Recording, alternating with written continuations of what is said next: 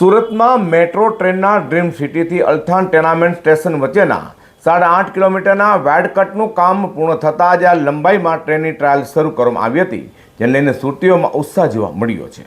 પ્રધાનમંત્રીના વિકસિત ભારતના આયોજન અન્વયે મેટ્રોની સવલતો દેશના શહેરો ઝડપથી મળી રહે તે માટે આગ્રહી છે, ત્યારે રાજ્યના મુખ્યમંત્રી તથા રાજ્ય સરકાર આ પ્રોજેક્ટનું ઝડપથી આગળ વધારવા માટે સતત પ્રયત્નશીલ રહે છે.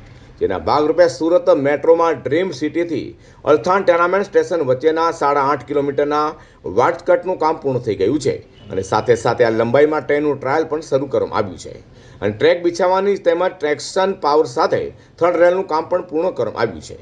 કુલ 7 સ્ટેશન બિલ્ડિંગનું સ્ટ્રક્ચર કામ પૂર્ણ થયું છે અને એન્ટી એક્ઝિટ સ્ટ્રક્ચર તથા ફિનિશિંગના કાર્યમાં નોંધપાત્ર પ્રગતિ થયેલ છે.